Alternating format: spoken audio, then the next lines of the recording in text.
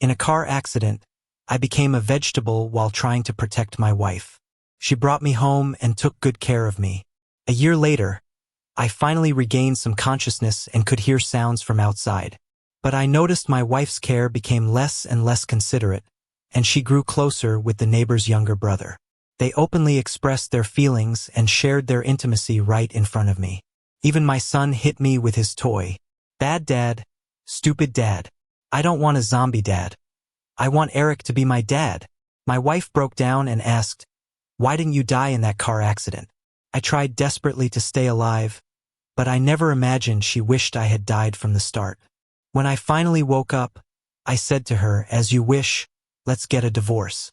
The blanket was pulled away, and a bucket of cold water was thrown under me. I wanted to shiver from the shock, but my lifeless body didn't react at all. Eric laughed happily. "Bob, you look so funny like this." He seemed to inspect me for a while before turning away. Not long after, I heard familiar footsteps. It was my wife, Fiona. She silently placed a bowl of food on the table and leaned over to help me sit up. But when she felt the dampness behind me, her hand froze. She was stunned for a while, and I could feel her hand clenching. Then, my son Jimmy came running, but retreated a few steps immediately. "Stinky Dad wet the bed again. Dad is so annoying." Eric's voice came from the door. "Jimmy, come over here. It's dirty there." Jimmy ran off again, saying in his childlike voice, "I don't want this smelly dad. I want Uncle to be my dad. Dad, take me to buy toys." "Sure, anything Jimmy wants." Eric's cheerful laughter faded as he walked away. The room went quiet again. Fiona finally moved, put me back down and changed my diaper, wiped me clean, then replaced the wet blanket. After finishing, she didn't leave immediately but sat by the bed. "Bob," she said tiredly, "I'm done with this. I'm sick of changing your diapers every day, washing, feeding, applying ointments. Do you know how nice the weather was today? I used to love outdoor activities, and I never liked staying cooped up inside. It's been 3 years, Bob. For 3 years, I've only had this small view from this window to look at. I can't travel. I can't do anything. You've trapped yourself and trapped me here as well." With a final sigh, she left. The room became silent again. My breathing was faint, almost inaudible, making the room seem even eerily quieter. She used to play music for me. She knew I liked soft music and would collect vinyl records from everywhere. Then she'd sit by my bed, humming along, holding my hand. Now, I'm left counting every second of my life in this dead silence. I don't know how long it took, but the door opened again, and Jimmy came bouncing to my bedside, humming a cheerful song. "This is what Eric bought for me." He hit my face hard with a toy. Eric also said he'd take me on an airship. The impact hurt. The arrow from the robot's hand scratched my face. But Jimmy was focused only on sharing his joy. He struggled to tiptoe and whispered in my ear, "Dad, why don't you just die? Then Mom and Uncle can be together." Eric called from the door for him to have cake. Like a joyful little bird, Jimmy flew away. Cruel childhood innocence hurts more than adult hypocrisy. I suddenly remembered how he looked when he was born, tiny and wrinkled like a bundle. Fiona glanced at him, then turned away dismissively. "That's not our baby. He looks like a little mouse. Bob, let's have another one." I smiled through tears, gently holding her hand and the babies together. "I wouldn't want you to go through that again. Babies always look like this at first." She turned back to take a closer look, and suddenly he kicked her with his tiny foot. She sulked, feeling wronged. "See, he doesn't like me either." I laughed and hugged them both, filled with indescribable happiness and fulfillment. "When he grows up, I'll help you spank him." Daring to kick Mom, naughty boy. We named him Jimmy. Together, we changed his clothes, fed him, and whenever she couldn't sleep, I'd soothe them both with one hand each. Back then, she would even compete for attention, never letting me dot on the baby more. On Jimmy's first birthday, we took a family photo. Jimmy looked like a little quail, round and cuddly. The photographer thought it was too cute and used our picture as a sample. We agreed to get another photo taken when he turned 2 for free, but we never made it to his second birthday. When Jimmy was 1.5, Fiona and I were in a car accident. Trying to protect her, I ended up with a traumatic head injury and became a vegetable. Now it's been 3 years. I understand Fiona and Jimmy, having to stay with someone who's a shell of a person for 3 years. Anyone would give up. I can only wait quietly, for either my awakening or for death. At night, Fiona came to feed and clean me. She must have seen the wound on my face, but she chose to ignore it. After a quick cleanup, she stood by my bed for a moment. Actually, I regained consciousness after being bedridden for a year. I could hear the sounds from the outside world. The first thing I heard when I became aware was Fiona saying, "Bob, I changed the pipes by myself today. It's not as hard as it seemed. If you don't wake up soon, you won't be my hero anymore." She liked sitting by my bed, talking to me even though I couldn't respond. She enjoyed it, but gradually, she had less to talk about, and her time with me grew shorter. Meanwhile, another person started appearing more frequently. Eric first came over when I'd been bedridden for a year and a half. Fiona introduced him to me. "Bob, this is Eric, the guy I told you about, my neighbor's little brother. He's back in the country now. I know him. He's Fiona's neighbor and childhood friend. He went abroad to study later. I used to hear his name a lot when Fiona and I started dating, but I never met him. Yet I knew she had a close bond with him. They often chatted. Eric has a nice voice, like a cool young guy. After that, Eric started coming over more often. They'd sit and chat by my bed, talking about their childhood and his life abroad. Eric is great at making people laugh. Fiona would often giggle at his jokes and collapse onto me, saying, "Bob, look at him." She'd laugh lying on me, making my body tremble too. Even though my heart felt so heavy, I wanted to reach out and touch her, or say, "Fiona, you're getting too close to him." It hurts me, but I couldn't. I just lay there like a mascot, listening to the woman I love having a great time with another guy. Then Fiona started coming less and less. Even if she did come, it was just to help me get cleaned up. In my second year bedridden, Fiona hired a caregiver, following Eric's suggestion. The caregiver acted all nice when they were around, but she'd just sit and eat when alone with me, completely ignoring me. By the time Fiona came home at night, she'd half-heartedly feed me. To fake her workload, she'd spill water on me to say I wet the bed again, or scatter food around to say I was picky. Whenever that happened, Fiona would sigh and come over. "Bob, could you just listen? I'm really tired. I have to work and take care of Jimmy every day. I don't have time to be here." In her eyes, I had become a stubborn child, refusing to behave. With Fiona backing her up, the caregiver grew bolder. She wouldn't even change my diaper until right before Fiona came home. A month in, I got bed sores on my back, and that's when the truth came out. Fiona fired her after that. She stood at my bedside for a long time, and I thought she was feeling bad for me. But after a while, she said, "Bob, what am I supposed to do? Are you going to trap me like this forever?" At that moment, guilt, shame, confusion, disappointment, and despair hit me all at once. I wished my fingers could move so I could strangle myself. I had become her burden, a tied-down weight she couldn't let go. The phone rang, pulling me out of my thoughts. Fiona picked it up. She never hid what she was saying from me. I overheard them inviting Fiona to a birthday party. She hesitated, and then laughter burst from the other end. Amidst the chatter, someone joked, "Why not just bring over your little plant? Can lie here as well as anywhere else." So that's what they called me behind closed doors. Fiona didn't say anything to defend me. Then someone else suggested, "Isn't Eric's birthday tomorrow? Fiona, you should join us. You and Eric are so close.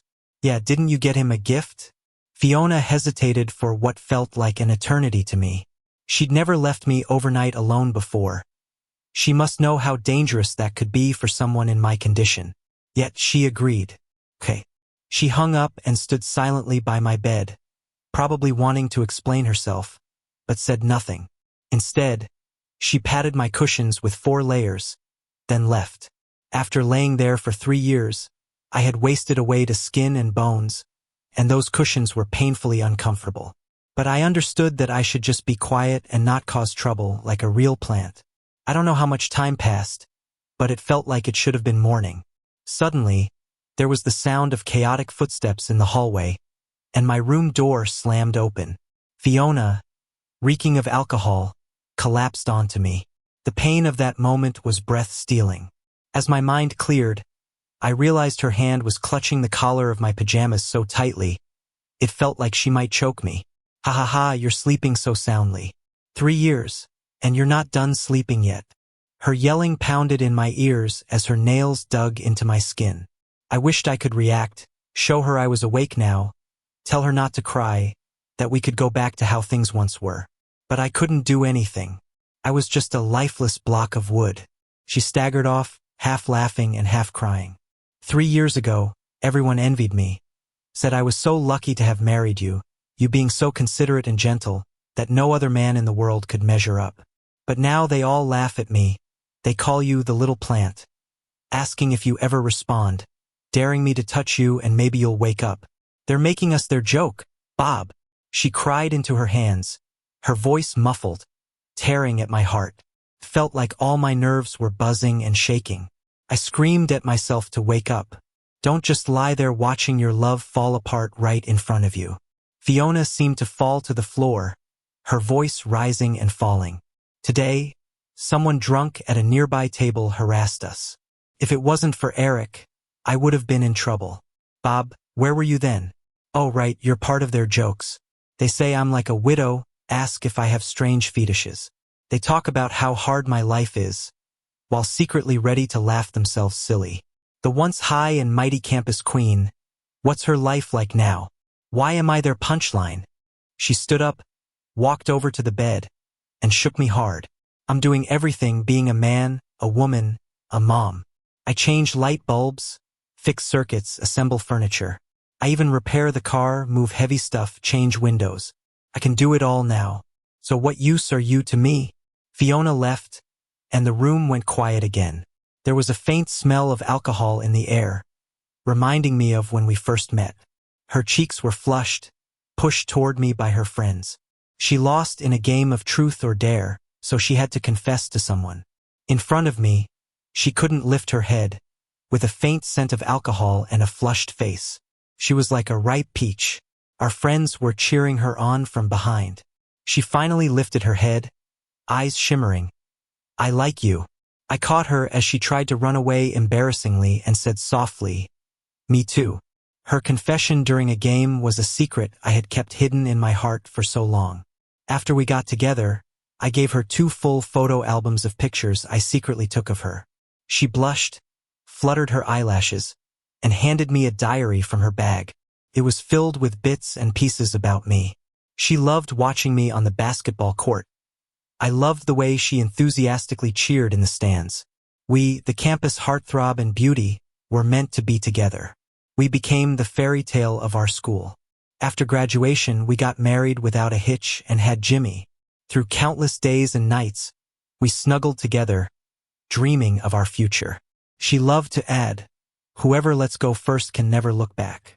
I'd laugh and agree, all right, the one who lets go isn't forgiven. I spoiled her like a little princess. I did the chores and helped her with work. All she needed to do was call honey, and I'd hand her the sliced fruit. I gave her my all. But now, I just wish she'd help me put an end to all of this. In the morning, my son ran in, his little fist landing heavily on my stomach. Humph. Smelly daddy. Bad daddy, you made mommy cry again. I listened numbly as the pain in my chest felt like dandelions scattering softly everywhere. He said today was his 4th birthday, and he wanted to go to the amusement park with Eric. They were the real family. I knew Fiona was standing at the door. I could smell her scent. Jimmy ran off. Mom, Eric is waiting for us. Let's go. Fiona was probably looking at me. After a long silence, she finally responded. All right. I heard their footsteps fade away. Suddenly, intense pain came over me, and my fingers twitched. They must have played for a long time. By the time they returned, my stomach was already empty. Jimmy's laughter mixed with Fiona's gentle voice. Eric, Jimmy had a great time today. Thank you. Daddy, can we go again next time? Eric replied, sure, as long as you're happy, I can do anything. Nobody remembered I was still hungry. Much later, Fiona rushed into the room, hastily trying to feed me. She was too rushed, and I choked. She hurriedly patted my back, then suddenly stopped, her expression incredulous as she lifted my blanket. Bob, you. I couldn't face her, only feeling deep despair. When Jimmy hit me this morning, my stomach was already sore. With Fiona feeding me irregularly these days, I lost control. A dead silence enveloped us. Even a pin drop would be loud. Fiona unexpectedly took 2 steps back, standing by the bed, gazing at me for a long time. The stifling atmosphere made my breath shallow. Bob. Her voice was chilling, filled with deep exhaustion. Why didn't you just die in the car accident so at least we could have kept our sweet memories? There shouldn't have been any pain, but my whole being cried out in agony. Despair crushed me. My nerves trembled violently, and a suffocating feeling swept over me like drowning. After saying this, she stood stunned for a while, then hurriedly ran away. I felt something slowly trickling down from the corner of my eye, soaking my pillow. Turns out I fought to survive, but she'd rather I die. Everything's over. The room plunged into a prolonged silence. Suddenly, the door opened again. Eric walked in with Jimmy. Jimmy asked, "Daddy, will you marry Mommy?"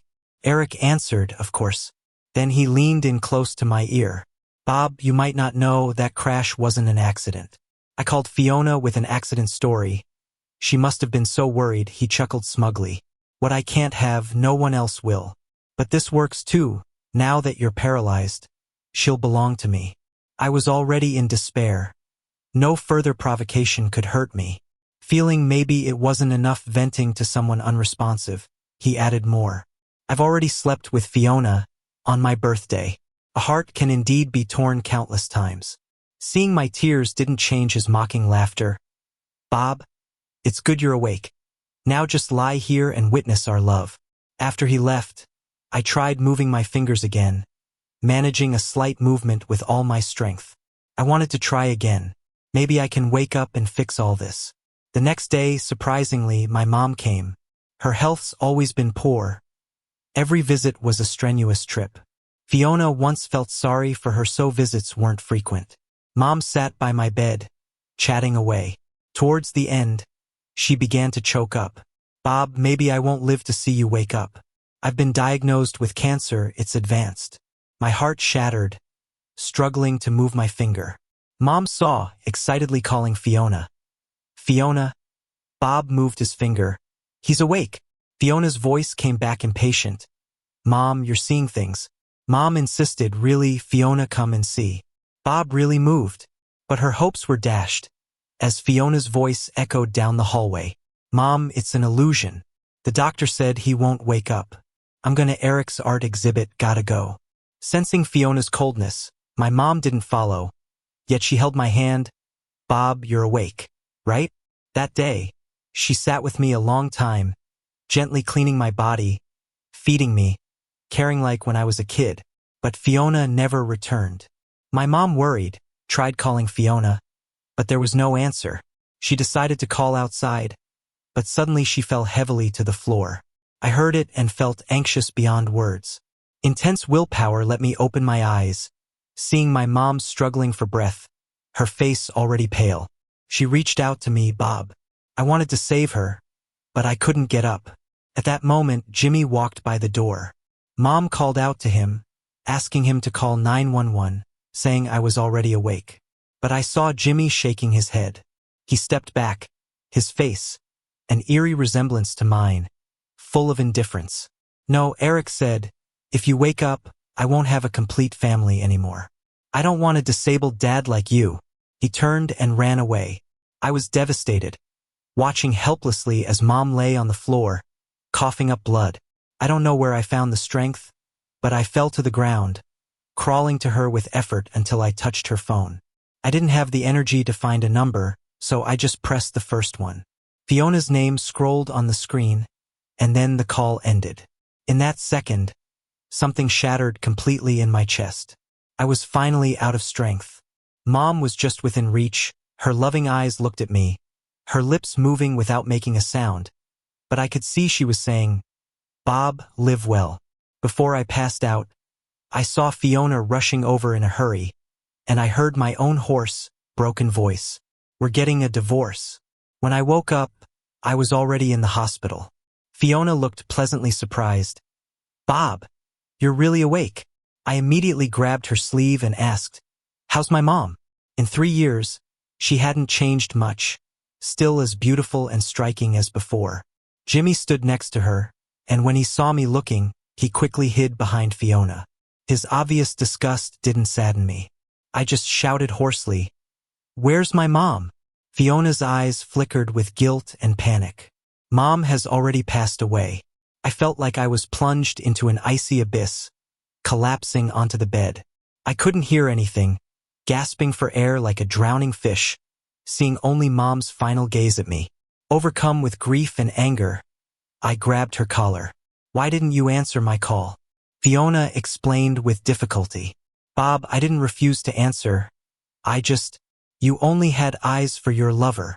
Her face looked visibly pained. "Bob, how can you think of me this way? How could I let someone die without helping?" I laughed bitterly, covering my eyes with my hand, tears seeping through my fingers. "Hate me if you want, but why didn't you save my mom? She was so good to you." Jimmy rushed over. He hit my hands forcefully. "You're a bad person. You made Mom mad again." The needle slipped, and blood trickled out from the needle site. I instinctively flinched and accidentally pushed him. "Bob." Fiona's eyes reddened, cradling Jimmy. "He's your son. You're acting like a madman." Eric strode into the room, shielding them both. "Bob, are you still a man? Fiona gave 3 years of her life to you. You dragged her down. How can you treat her this way?" Fiona bowed her head, biting her lip. "Bob, I stayed by you for 3 years. If Eric hadn't been with me, I'd have broken down long ago. I'm a woman too." Eric looked smug, challenging me with his gaze. Jimmy peeked out from his arms, shouting angrily, "You're just a cripple. You're not fit to be my dad." I looked at Fiona, who didn't stop him. After a brief silence, I spoke numbly. "Let's get a divorce. I give you my blessing." Fiona froze on the spot. She seemed to want to say something, but I turned away, asking the nurse to shoo them out. With the room now quiet, I finally let myself cry openly. Later, the nurse told me it was the neighbor who saw Jimmy run out and called the police. They were the ones who informed Fiona to come home. So ironic. A stranger could show me kindness, but my wife, she took away my mom's chance to survive. Mom's funeral was scheduled for 3 days later. I couldn't stand, so I asked a nurse to take me. Fiona came by a few times, but I refused to see her. I couldn't forgive her, just like I couldn't forgive myself. Midway through the funeral, Fiona came, pulling Jimmy along, asking him to pay respects to Grandma. Jimmy refused, clinging to Fiona, crying out, "I want Eric. I don't want this dad. He's ugly and crippled. I don't want him. Mom, Eric is waiting outside for us to go eat." The audience erupted into whispers, their eyes full of ridicule and pity. I remained still, quietly adjusting the blanket over Mom. Fiona approached, hesitating. "Bob, I didn't teach him to say those things. Get out." Fiona's face turned pale. Beside her, seeing his mom upset, Jimmy reached out and toppled my wheelchair. I fell from it. Fiona rushed to help me, but I knocked her hand away, struggling back onto my chair, facing her pale face. "Leave this place," I stammered through my words, and Jimmy, full of disdain, said, "Stutterer, so stupid." Smack. I slapped him. Jimmy froze, then burst into tears in Fiona's arms. Fiona held back, saying, "Why are you mad at a child? Jimmy just isn't close to you. You've been asleep for 3 years. Of course, closer to Eric, right?" I looked at her coldly. Kids don't get it. Do adults not get it either? Did he come up with those words on his own? Fiona's face turned progressively paler. She opened her mouth, but seeing my knowing eyes, she hesitated. After a while, muttering, "Bob, there's nothing between me and Eric." The next second, Eric walked in. He was holding Jimmy's toy. In such a serious moment, he smiled and said to Jimmy, "Jimmy, guess what I bought?" Jimmy immediately rushed over happily. It's Tiga. Mom, let's go eat. I don't want to stay here.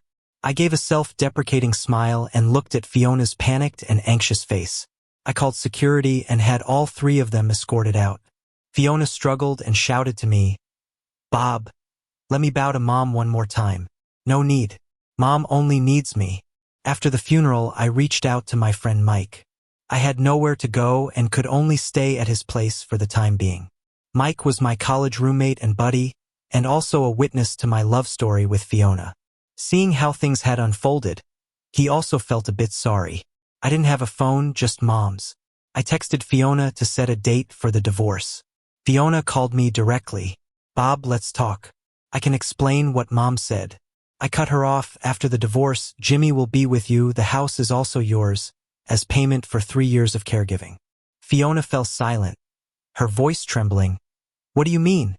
I was willingly doing it for 3 years. It doesn't matter anymore. Jimmy loves his new dad, so I wish you guys a happy family of 3. Please don't bother me again. Though you might be disappointed, I'm not dead. I'm alive. There was dead silence from the other end. Then I heard her softly weeping. It seemed like she wanted to say something, but I hung up. She didn't owe me anything. If there's anything she owes, it's not picking up that phone call. 3 years of her youth. I know what it means to a woman, so I don't intend to hate her. I had Mike help me get a new SIM card. My mom left me some money, which I used for rehab. The painful rehab every day made me forget all the messy things, and my mind completely cleared. Mike had a company, dealing with aid for the elderly, which matched my previous major. In my spare time, I helped him handle some business matters.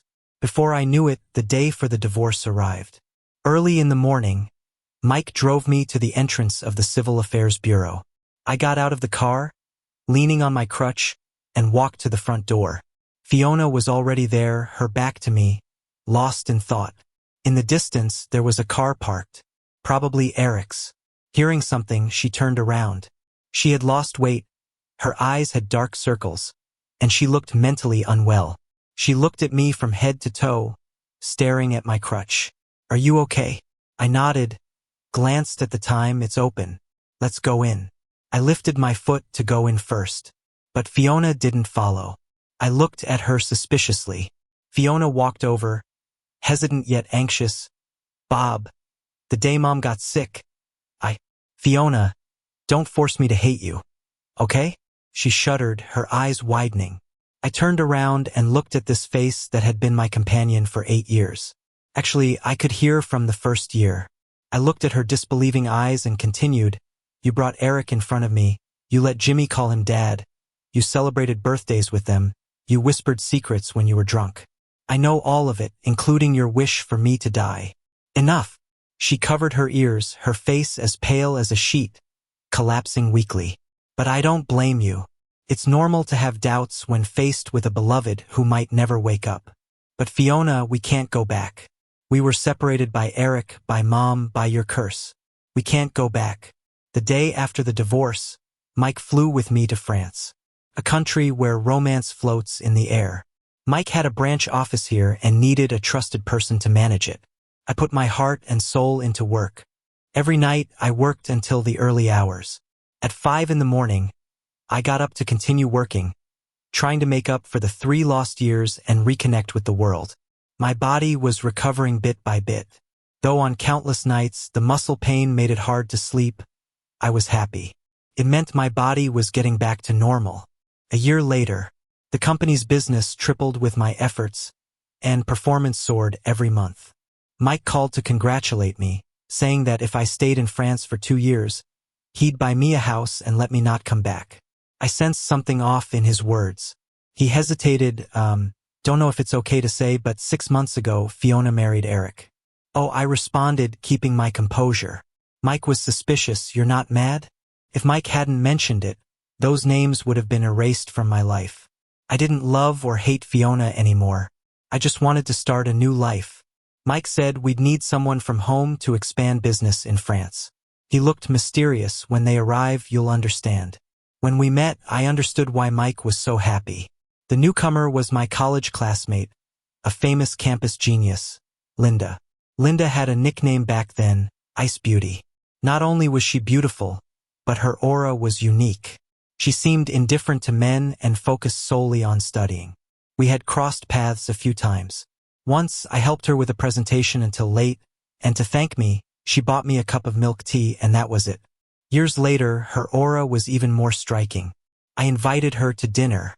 She didn't mind my leg, only discussed business seriously. After dinner, standing up, she discreetly moved her hand to support me from behind. I felt warm, touched by her thoughtfulness. Linda had just arrived in France and wasn't familiar with the area, so I offered to drive her to her place.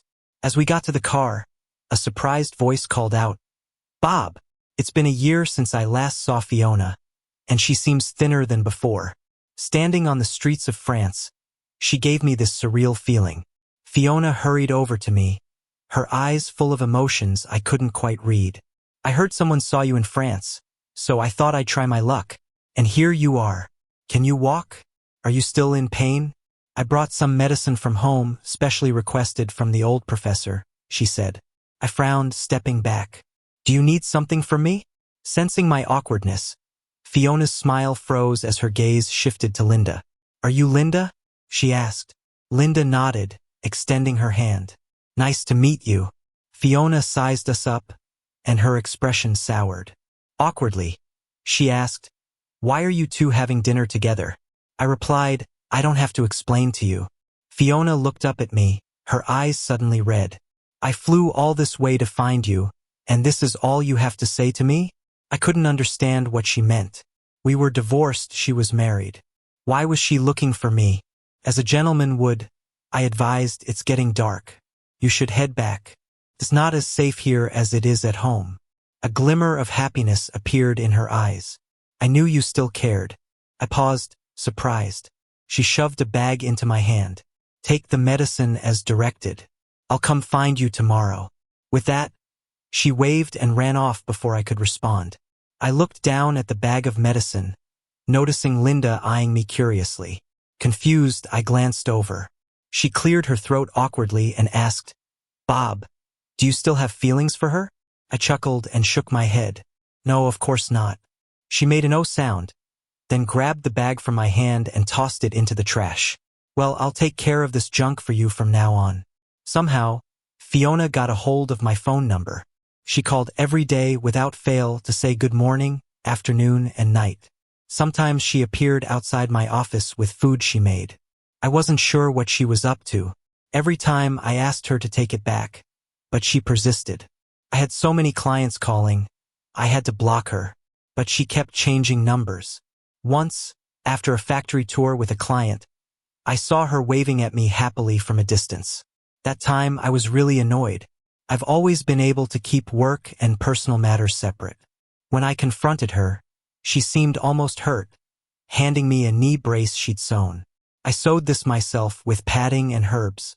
The weather's changing and I don't want your leg to hurt," she explained. I looked at her coldly.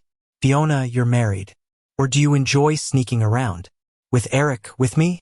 Her face went white. "No, Bob, it's not like that. I'd never think of you, I'd never see you like that." "Then what do you want?" She was speechless, like she herself didn't even know. Linda called for me from afar. As I turned to go, Fiona grabbed my arm. "Are you with Linda?" I pulled my hand away, annoyed. "We're just colleagues. Anyway, I'm going to get married eventually. None of this concerns you." She wavered like a leaf in the wind. "You know she has feelings for you, don't you?" I laughed in disbelief. "Fiona, there's more to this world than just love. Don't view everything through your narrow lens. Okay?" I walked away, ignoring her. "She had a crush on you in college, didn't you know? She even wrote you a love letter." Fiona's voice made me pause, but I kept walking. That night, Linda was still working hard. I was distracted, replaying Fiona's words in my head. Did Linda really have a crush on me? A love letter? While I was lost in thought, Linda placed a hot cup of coffee in front of me, with her usual cool demeanor. "Take a break. You've been on your feet all day, your leg might start hurting." I suddenly remembered how caring Linda had been these past weeks, under her cool exterior. She took care of a lot of fieldwork for me, eased my workload, handled tough clients, and always arrived before me with a hot coffee. The room was always a comfortable temperature with the chair perfectly adjusted. Linda's ears turned red under my lingering gaze. I paused, my heart unexpectedly fluttering. The next day, it indeed started raining. The ache rolled in right on cue, and I sighed silently, rubbing my painful joints. Just as I reached for painkillers, my phone rang. It was an unfamiliar number. I hesitated, then picked up. Bob, it's raining. Maybe don't go into the office today? Could you tell me your address? I made some bone broth. I was caught off guard. A mix of frustration and helplessness. Fiona, why are you still here? Why haven't you gone back home? The line was silent for a while. Just as I was about to hang up, her voice came, choked with emotion. You're still mad at me, aren't you? Rubbing my forehead, I replied, I'm not mad at you. But I don't love you anymore, Fiona. You're married. You are mad. Mad at me for being with Eric, for cursing you, for not answering Mom's call. Bob, I know I was wrong, but it was 3 years I was lost. I needed someone to lean on. It wasn't me who hung up on your mom. It was Eric. I cut her off sharply. My mom was off limits. Enough. I don't want to hear it. Fiona sobbed. Can people never be forgiven for making one mistake? I did cheat and I regret it. Every day married to Eric, I regret it. I don't love him. I just saw him as a lifeline. I hung up the phone and blocked her again. I don't want to hear her late apologies. Whether they're doing good or not has nothing to do with me anymore. I tidied up a bit, but still headed downstairs. As I stepped out, there was Linda standing there with an umbrella. She silently handed it to me, then bent down to strap a heavy knee brace on my leg. When she finished, she gave me a hand warmer and said, I'll get the car. Wait for me. She's always been like that, quiet, letting her actions speak for her. I watched her shielding her head from the rain, and in that moment, a surge of emotion hit my chest. I ran out after her, covering her with the umbrella. Let me drive, I smiled at her. Let me be the gentleman for once. Linda was taken aback, and her surprised look was kinda cute. I pulled the car up in front of her and opened the door. Ladies first, I said. She stood there, slightly dazed, as a wave of warmth crept up from her ear to her cheek. In that second, I knew I was done for. I thought after that day, Fiona would realize and stop bothering me, but I was too optimistic. She posed as a client and asked to meet up. At the cafe, she looked haggard. Facing my cold questioning, she laughed bitterly. Bob, I know he told you everything. Yes, it was his call the day of the accident. He said he got into a crash and I rushed out in a panic, leading to the accident. Later, I found out he only sprained his leg. I know he bullied you while you were unconscious. I let Jimmy call him Dad because Jimmy said kids at daycare laughed at him for not having a dad. I gave in to temptation and got with him because I needed someone. The nights were so long, and you seemed like you'd never wake up. I didn't know how long I'd have to wait. Sometimes I'd clean you up and wonder, is this skinny man my Bob? Is your soul really in there? I listened quietly, feeling nothing. Fiona, I interrupted her. I said I don't blame you, but we can't go back. Why can't we? She stood up, shaking out the contents of her bag. Our photos, anniversary pictures of the three of us. Gifts I'd bought her, good luck charms we sought together. They spilled out. How can you be so heartless? You left all our memories behind and just left me there. We've been together 8 years. I don't believe you don't love me anymore. She reached for me, but a hand smacked hers away. Linda stepped between us, a bit out of breath, clearly having rushed.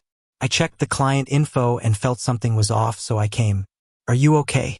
I shook my head and smiled gently at her. I'm fine. Fiona broke down suddenly. You said you were just colleagues? You clearly like her.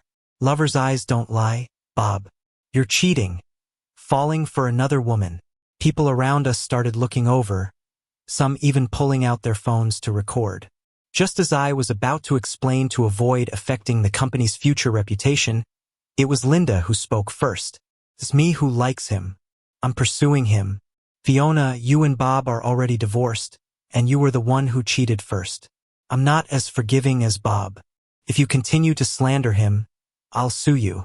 Fiona froze, and she looked at me, maybe hoping I'd help her. But I just looked at Linda. "Thank you, Linda. I'll handle the rest." Linda blushed and quietly stepped back behind me. I turned to Fiona. "Fiona, I exchanged 3 years of being bedridden for your life in that car accident. You paid me back with 3 years of your life. We owe each other nothing now. Let's not meet again. If you continue to pester—" I gently held Linda's hand. "My girlfriend doesn't tolerate much. I might not be able to stop her." Linda's hand went from soft to tense, then back to soft. She carefully held mine, her voice cool and composed. "Fiona, I've got your ticket booked for tomorrow. As far as I know, you've already overstayed your welcome. Don't make me use legal means to send you back." Fiona's eyes widened at us, tears suddenly flowing down. She went hysterical, crying one moment and laughing the next, finally collapsing to the ground, muttering softly, "Why can't I get another chance?" In the end, it was Linda who sent Fiona away. In the car, she faced my questions, her face red yet staying calm. "Remember that year you pulled a girl out of the North Campus pond? You were afraid she'd catch cold, gave her your clothes, and stayed with her until her friends came. You said a lot, like drink ginger water and get a blood test." Her face got redder and she finally covered her face with a hand, voice humming. "That girl was me. You were so nice, gentle, bright, considerate. I was just a step too late, and Fiona found my love letter and threw it into the trash. After that, I kept my feelings buried, watched you get married, heard about your accident from friends. I wanted to visit but didn't know what kind of excuse to use. I'm sorry, I was too cowardly." I grabbed her hand with a smile. "No, see, you've helped me deal with such a huge mess. Linda, you're amazing." Her smile cracked and tears fell. "I finally did it. You were my dream, my unreachable moon. I finally brought my moon down." Suddenly she looked up. A plane flew by high above. This plane would take Fiona and the 8 years of our past out of my life. And I was about to start anew. 1 year later, I heard from Mike that Fiona reported Eric for art plagiarism. And Eric, enraged, stabbed her. Jimmy was sent to live with his grandma. Eric had raised him to be arrogant and vain. He even hit his grandparents. After being expelled from several preschools, he was kept at home and not allowed to go out. His future seemed bleak. The first year after Linda and I got married, we went back home to visit my mom's grave. From a distance, I saw a woman standing there, hunched over and skinny as a twig. When she heard us, she looked up and, upon seeing us, quickly ran away. Linda and I exchanged a glance, both guessing who she was. But we didn't say a word, just shared a faint smile. I knew that Linda had secretly sent money to Fiona. That's just who she is. Reserved on the outside, but really kind-hearted. As my wife, she didn't want to see my ex-wife suffering too much. Happiness was right in front of us, and the past was best left behind.